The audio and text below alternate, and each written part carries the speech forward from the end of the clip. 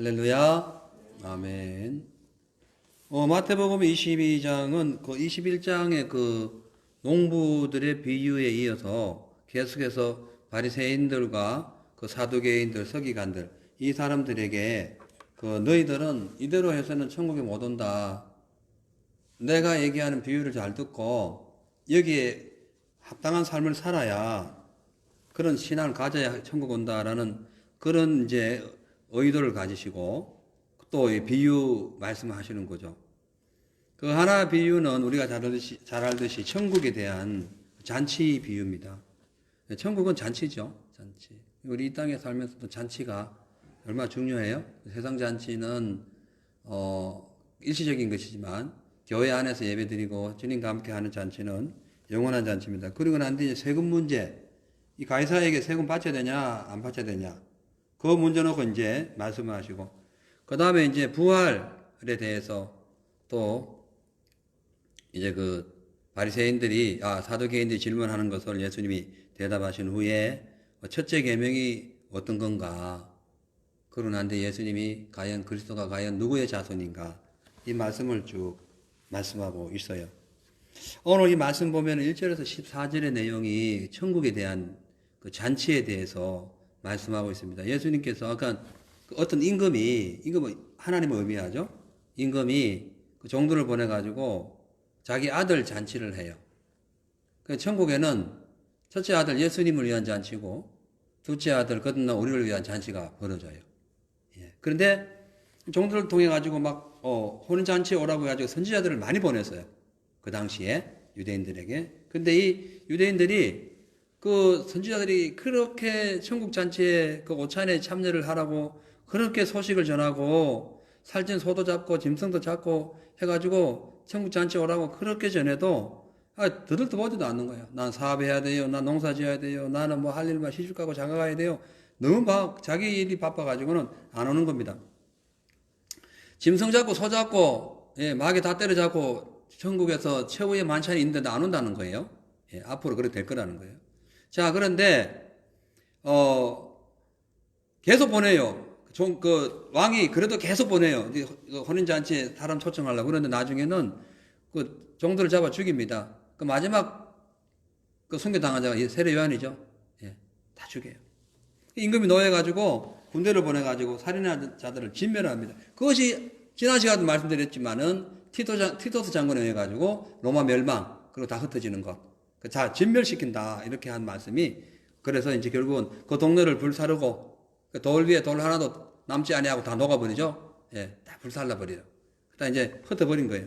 그리고 난 뒤에 사거리 길가 온 세계, 온 천지를 다니면서 이제 복음을 그러니까 그 종들을 혼인잔치에 초청하는 거예요.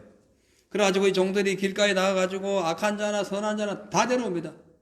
그래서 예수, 원래는 유대인들에게 복음 전했던 것이 이제 이방인에게 이제 복음이 증거되면서 악한 자나 뭐 선한 자나 유대인이나 이방인이나 다 모여오는 거예요.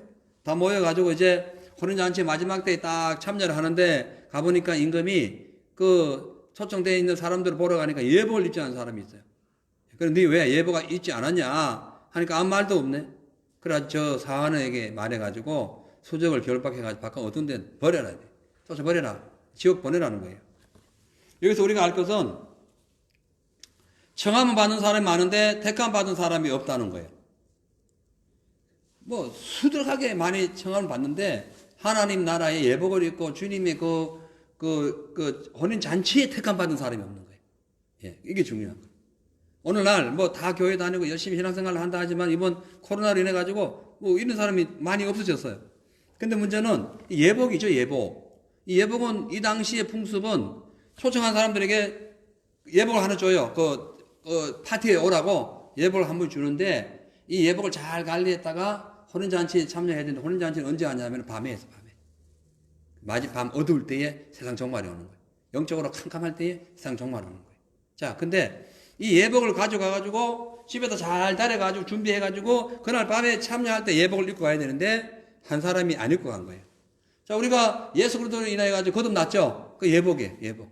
그걸 말씀으로, 저의 또 은혜로, 또 우리의 거듭남으로, 또 성화를 통해서 그 옷을 옛 구습 벗고 새 옷을 성령으로 말미암아 거듭난 우리 심령이 예수 그리스도의 은혜로 새 옷을 다 갈아입어 가지고 가야 되는데 선택을 받아 가지고 초천장은 받았는데 그래가지고 거듭남이라는 구원장은 받았는데 이게 관리가 안 된 거예요. 그날 가가지고 예복 없으면 쫓겨난다는 거예요. 그럼 오늘 우리가 우리 자신 돌아봐야 됩니다.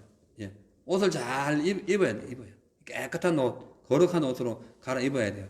자, 이제 그렇게 하고 이제 15절부터는 가이사에게 세를 바쳐야 되냐 말아야 되냐 이 바리새인들이 예수님을 말로 올무에 걸려고 서로 의논합니다. 그래가지고 자기 제자들을 헤롯 당원들에게 보내가지고 이제 예수님을 시험해요. 헤롯 당원들은 그 당시에 사두개파에 소속된 사람들도 많았고 그다음에 이제 서기관도 있었어요. 근데 바리새인들하고 이 헤롯 당원하고는 합쳐질 수가 없어요. 왜냐하면은 헤롯 당원들은 경건주의에 또 이 신앙 종교 부흥 운동을 자기들 나름대로 율법 운동을 했는데 이 사두개인들 그리고 헤롯 당원들은 로마의 속국으로서 로마의 어떤 세를 주면서 어떤 부를 가치를 창출하는 그런 이게 내세와 이세의 삶이 달라요. 합쳐질 수가 없는데 예수님을 공격하기 위해서 합쳐지는 겁니다. 그래서 사두개인들, 헤롯 당원들을 이제 선동하는 거죠. 그들을 잘 구슬러 가지고 얘기하는 거예요. 뭔 얘기하냐? 예수님, 그 이제 헤롯 당원들이 와서 얘기하는 거예요.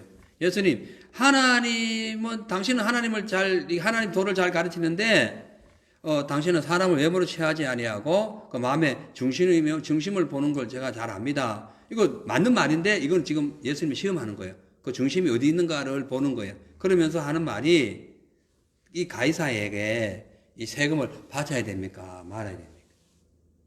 가이사에게 세금을 바쳐라 하면은 유대인들에게는 매국노가 되는 것이고, 바치지 마라 하면은 로마에게는 반역자가 되죠.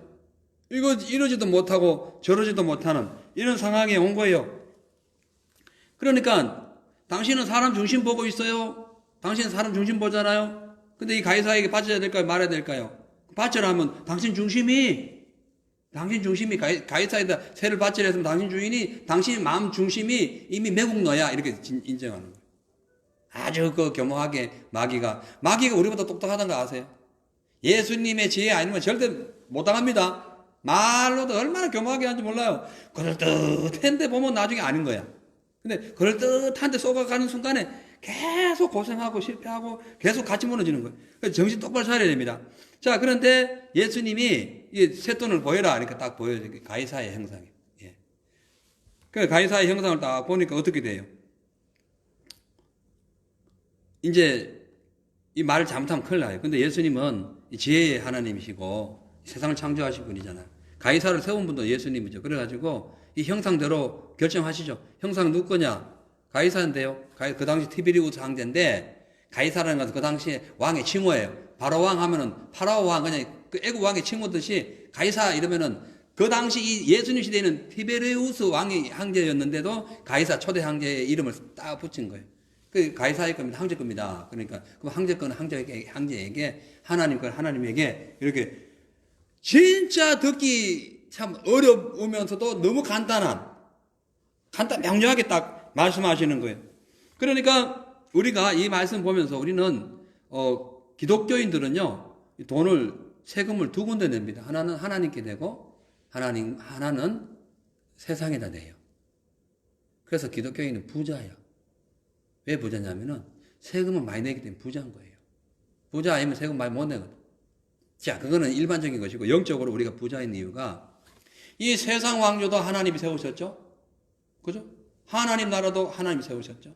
이 두 나라에 우리가 소속되어 있기 때문에 세상의 세금도 거부하면 안 되고 하나님께 드리는 세금도 거부하면 안 돼요.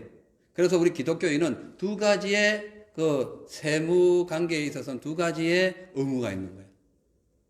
그런데 이제 이게 있어요. 만약에 세상 왕조가 하나님을 대적하는 어떤 것을 하면 그건 순종하면 안 돼요. 그러니까 세금은 내야 돼요. 이것이 예수님이 하시고자 하는 말씀이에요. 자, 그래가지고 이제 가이사에게 하고 쭉 설명하신 후에 이제 이들이 너무 신기한 무슨 말씀이 이해도 안 가니까 기이해서 이제 떠나간 거예요. 그 후에 이제 부활이 없다는 사두개인들이 또 등장합니다. 그래서 예수님께 물어요. 선생님이요, 모세가 말했는데 누가 만약에 자식이 없어 죽으면 동생이 그 아내에게 장가 들어가지고 그 형수에게 장가 들어가지고 후사를 이렇게 세운다. 이 법이 있어요. 그것이 수혼이요. 수혼법이에요. 그러니까 이것은 이제 그 어떤 그 후손을 위해서 법을 정한 거예요. 그 형이 아시죠? 형 장가 갔는데 형이 죽었어요. 그럼 둘째 아들이 그 형수를 취하는 거예요. 그 둘째 아들 죽은 셋째가 근데 보니 이게 예하를 들어도 희한한 예하를 7명인데 7명이 다 그랬다는 거예요. 이렇게 마귀가 교묘하다니까. 아주 악질적이고. 그 무슨 예하를 그런 예하를 드냐고. 그런데 예수님이 자 지혜롭게 설명하시는 거예요. 그래가지고 27절에 최후에 그 여자도 죽었나이다. 그런즉 저희가 다 그를 취하였은지 구할 때에 7 중에 누구 아내가 됩니까? 이거 이 설명 들으면은 일반적인 사람은 헷갈리죠. 누구 아내 되지? 부활되면 누구 아내 되지? 헷갈립니다. 세상적으로 볼 때는 이 법도 이상하지만은 이 부활때 되면 이거 어떻게 되지? 아주 고민이 돼요. 근데 예수님이 하신 말씀은 지금 이렇게 말씀하시는 거예요. 29절에 대답하여 가라사대 너희가 성경도 하나님의 능력도 알지 못한다. 그래서 너 오해하고 있다. 부활에 대해서 오해하고 있다. 부활 때가 되면은 시집 장가 가는 게 아니야. 천사처럼 하늘에 올라가가지고 그냥 부활처럼 사는 거예요. 이 땅에 저기 살 때만 부부야 부부. 맞죠? 예. 이 땅에 살 때만 부부예요. 하늘나라 올라가면은 부부가 없어. 다 하나님의 자녀인 거예요. 예. 다 하나님 자녀인 거예요. 하늘나라 올라가면 똑같아. 그러니까 이 땅에 있을 때 부부한테 잘해줘야 돼. 남편, 아내한테 잘해줘야 돼요. 잘해준다는 것은 무작정 그냥 착한 일을 한다는 것이 아니라 의와 진리로 가르치라는 거예요. 의와 진리로 행하라는 거예요. 그러나 잘못했을 때는 감 없이 지적을 해야 되고, 그래서 하나님 편에 서도록, 진리 편에 서서 나중에 예복 준비해가지고 주님 나라에 갈 수 있도록 해줘야 돼. 남편 사랑한다, 아내 사랑한다. 그런데 아무것도 안 해주고 오히려 뭐 불법적인 행동을 해도 아이고 여보 잘했어 쳐주면 큰일 나는 거예요. 그 영혼 지옥 갈 수 있어요. 이해 가시죠? 그 영혼을 사랑해가지고 우리가 잘해주라는 것은 이 세상적인 개념은 잘해주라는 것이 아니라 영적인 개념에서 잘해주라는 거예요. 이해 가시죠? 자, 아내나 남편이 자꾸 거짓말 치고 자꾸 막 이상한 소리 한다. 그거 단호히 뭐라해야 돼. 예? 어느 때는 그것 때문에 별거를 했으려도 정신 차리게 해야 되는 거예요. 별거 한다는 참 문제가 있지만 아무튼 그 정도의 강력한 메시지를 줘야 되는 거예요. 그래서 이 남편이나 아내가 확 바뀌어야 돼요. 안 바뀌면 마귀한테 질질 끌려다니다가 끝나는 거야. 그러면 예수님 시대에 우리가 올라가서 부활체로 올라갈 텐데 가면 내 남편은 없는 거예요. 아무 찾아도 없는 거예요. 과거에 내 남편 됐던 사람이 없는 거다. 못 오르지. 진리 속에 안 살았는데. 예? 그래서 저는 우리 아내가 저한테 가끔씩 뭔지 달게 받아요. 달게 받아요. 내가 내 딸은 한다고 했는데 영적인 게 아니었다. 그러면 달게 받아요. 자, 근데 어떤 때는 막 이렇게 올라갔다가도 맞네 싶으면 달게 받아요. 아내도 마찬가지예요. 제가 뭐라 하면 맨 처음에 아닌 것 같다. 우리 완전하지 않잖아. 그러면 맞네. 이래 또 달게 받아요. 근데 요거를 이제 달게 안 받고 무슨 이상하게 받으면 그분이 깨달을 때까지 뭔가를 어떤 성경적인 방법으로 깨닫게 해야 돼요. 그래야 다 같이 올라가는 거야. 다 같이 올라가. 자, 그러면서 오늘 여기 말씀 보면은 31절에 죽은 자의 부활을 의논할진대 하나님이 너에게 말씀하신 바 나는 아브라함의 하나님이요 이삭의 하나님이요 야곱의 하나님이라는 것을 읽어보지 못했느냐. 너희가 성경 오해했다가 여기 나오는 거예요. 하나님은 죽은 자의 하나님이 아니라 산 자의 하나님이다. 이거는 하나님의 능력이에요. 이해 가세요? 자, 무슨 얘기냐면은 이 말씀은 아브라함과 이삭과 야곱의 하나님이라는 이 말씀은 언제 말씀하시냐면은 출애굽기 3장 6절에 보면은 하나님께서 모세를 이끌어 가지고 가나안 땅 애굽에 보내 가지고 그 애굽에 종살이 한 사람들을 출애굽 시킬 때 이 말씀하신 거예요. 근데 이 말씀이 무슨 말씀이냐면은 이 당시에 이 당시에 하나님 불꽃들기 나무 가운데 나타나셔 가지고 모세에게 말씀하실 때에 아브라함과 이삭과 야곱의 하나님이라 했을 때에 내가 지금 아브라함과 이삭과 야곱과 함께 있는 하나님이야 이 뜻이에요. 이해 가세요? 이해 가죠? 그러니까 그 당시에 그냥 먼저 올라가가지고 없어져 버린 아브라함, 이삭과 야곱이 아니라 내가 지금 말하는 이 시간에 아브라함과 이삭과 야곱과 나도 함께 있어. 그 하나님이야 이 뜻이에요. 그러니까 아브라함과 이삭과 야곱의 하나님이 그 시대에 있었어. 그러니까 모세에게 하나님이 그때 한 500년 정도, 아니. 그렇죠. 한 400년 채야 이상 흐른 후에 지금 하시는 말씀이 모세에게 아브라함과 이삭과 야곱의 하나님이 할 때 지금 함께 있어. 내가 지금 이들과 함께 하는 하나님이야. 이 뜻이에요. 그러니까 성경 오해해버린 거예요. 자, 그러면 아브라함과 이삭과 야곱은 그 지금 직계 손으로 볼 때는 아버지 아들 손자잖아요. 근데 그들이 동일하게 하늘나라에 올라가가지고 누구의 자녀가 되냐면은 하나님의 자녀가 된 거예요. 족보가 바뀌어버린 거예요. 동일하게. 거기서 하늘에 올라가가지고 아브라함과 이삭과 야곱이, 이삭이 아버지, 야곱이 이삭 보고 아버지 하지 않았다는 거예요. 다 내 아들이다. 그들이 지금 함께 있다. 그래서 너희들이 성경을 오해해서 부활은 그런 거야. 여기서 살다 죽어 올라가면 다 내 아들이야. 다 살아있는 내 아들이야. 뭐 아내든 뭐든 다 내 하나의 아들이 자식이야. 이 뜻이에요. 그래서 너희가 성경 읽어보지 못했다. 하나님은 죽은 자의 하나님이 아니라 모세에게 말씀하실 때에 아브라함과 이삭과 야곱이 그대로 존재해가지고 함께 했던 그 하나님이야. 하나님 능력이죠. 어떻게 그럴 수 있어요? 그럼 말이 안 되는 거예요. 그게 하나님의 능력이라는 거예요. 자, 그래서 이제 우리가 그의 가르치심을 듣고 놀라느라 누가요? 누가 놀랐어요? 사두개인들이, 사두개 후손들이 놀라버린 거예요.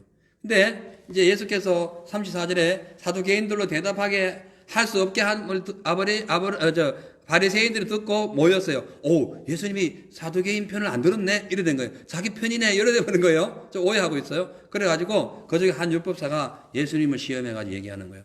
그러면 하나님, 선생이요, 율법 중에 어느 계명이 큽니까? 율법 중에.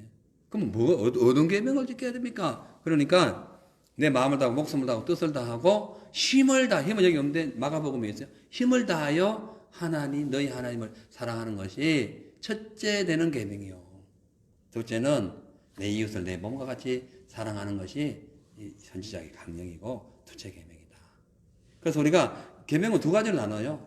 하나님을 몸과 뜻과 힘과 정성을 다해서 다 사랑하고 내 이웃을 사랑하는 거예요. 그러면 이것이 율법이고 선지자의 강령이, 선지자의 강령이란 뭐냐면은 선지자가 외친 것이 하나님 말씀이에요. 그걸 강령이라 그래요. 선지자가 지금까지 외친 것의 결론이다.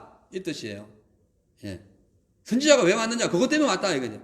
하나님 잘 섬기고, 이웃 잘 섬기고, 뜻을 다하고, 목숨을 다하고, 힘을 다해서 주님을 사랑하는 것이 선지자의 강령이다. 그리고 이것이 율법이다. 율법의 기본이다. 이렇게 말씀하고 있는 거죠.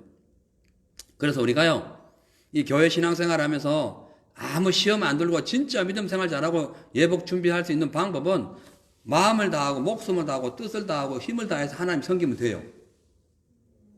여기에서 끝나면 안 돼요. 그 다음에 내 이웃을 내 몸처럼. 내 몸에 바늘 하나 찌르면 얼마나 아프겠어, 그죠? 이웃에게도 바늘 찌르면 안 돼요. 누가 내 형 보는 걸 보면 얼마나 나중에 듣고 그러면 열받아요. 기분 나빠요. 그렇게 하면 안 돼요. 저도 전에 한번 뭔 얘기하다가 핵이 며칠 동안 했어요. 아, 이건 있을 수 없는 일이다. 희한하게 이게 어떤 그게 마귀가 마귀는 분위기 조성 잘합니다. 마귀는 아주 나쁜 짓에 분위기 조성을 너무 잘해. 그래 말도 화려하게 해가지고 전혀 생각하지 않는 그 어떤 상상을 떠오르게 해요. 그 마귀가 아담 하와에게 나타났을 때 봐요. 그거는 상상하지 못한 말을 한 거예요. 보암직스럽고 먹은직스럽고 탐스럽게 하고 그런 생각을 별로 안 했어. 근데 마귀가 그 말을 하니까 훅 하고 들어가서 먹어버린 거예요. 그래서 그런 것, 이웃을 절대 그렇게 하지 마라. 그거예요. 근데 이제 41절 마무리하면서 예수님이 누구 자손인가 바리새인들이 이제 얘기합니다. 바리새인들이 모였을 때 예수님이 얘기하죠. 그들에게 물으시되, 그러면 내가 이제 너희들이 지금까지 질문을 했는데 내가 한번 질문을 할게. 뭔데요? 물으니까 너희는 그리스도에 대하여 어떻게 생각하느냐? 그리스도가 누구의 자손이냐? 그들 대답하기를 다윗의 자손입니다. 이 지금 성경을 오해하는 거예요. 그리스도는 누구의 자손이 아니에요. 그리스도는 그냥 하나님이신 거예요. 이들이 자손으로 생각하니까 이게 지금 다윗의 후손 메시아가 온다고 지금도 그 메시아를 기다리는 거예요. 예. 그 메시아로 오시면 하나님 함딱 오시고 말하는 건데 지금도 다윗의 후손을 기다린다니까. 이 심각한 거예요.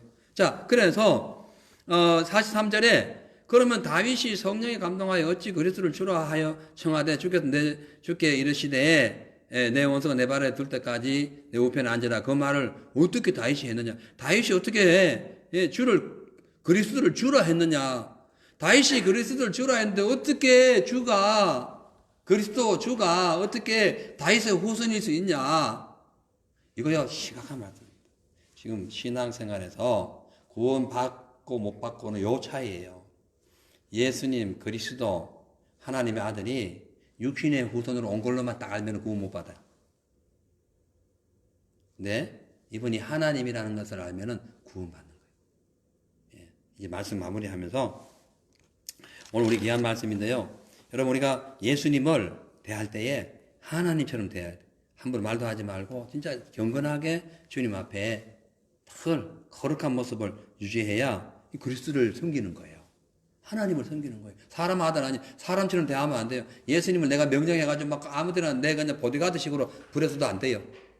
내가 항상 주님 앞에 무릎 꿇고 주의 도움을 간구하시고 안 도와줘도 상관없어요. 그런 마음으로. 물론 안 도와주신 분이 아니죠.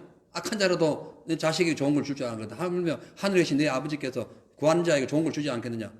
안 좋은 걸 주실 수가 없어요. 좋은 것만 주셔요. 그러나 우리 입장에서 우리의 개념에서 우리의 시간적 관계에서 늦게 오면 안 오네 이럴 때가 있다는 거예요. 상관없어요. 주님을 주로 믿고 순수하게 우리가 순결하게 주님 앞에 간구하고 주의 도움을 구하고 주의 종으로서의 삶을 살아갈 때에 예수님께서 오늘 이렇게 호린잔치에 가는 그날까지 우리를 지켜주시고 보호해 주실 줄로 믿습니다. 아멘. 자, 하나님은 실수하지 않으신다네 기도하시고 우리 합심해서 찬양하시고 우리 합심해서 기도하겠어요.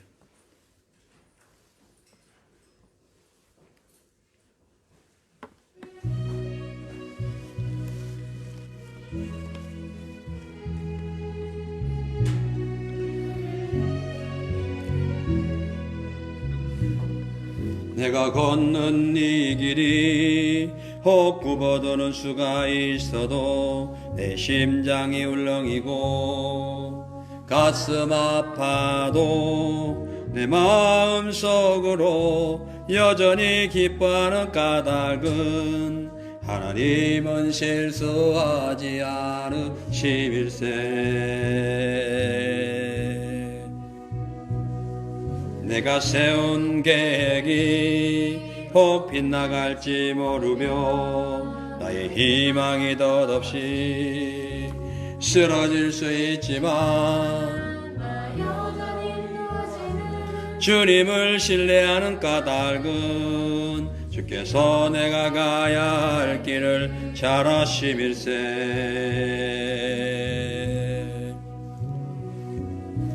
어두운 밤 어둠이 깊어 날이 다시는 밝지 않을 것 같아 보여도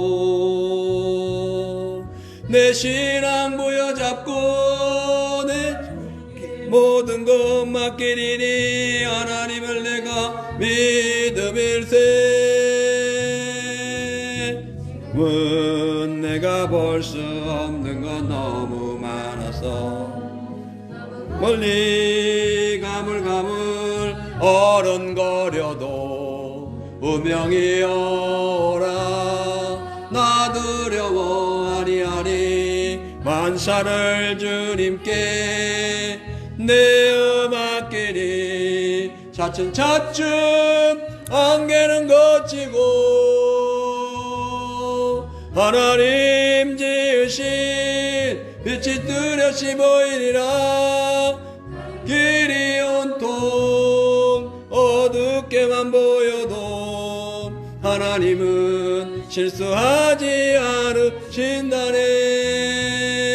차츰차츰 안개는 걷히고 하나님 지으신 빛이 뚜렷이 보이리라.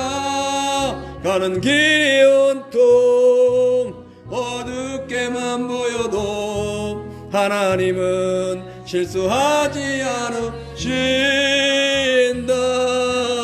네, 우리 주여 삼창하시고 기도하겠습니다. 주여 주여 주여. 할렐루야. 아버지 하나님 감사. 성령 충만. 할렐루야.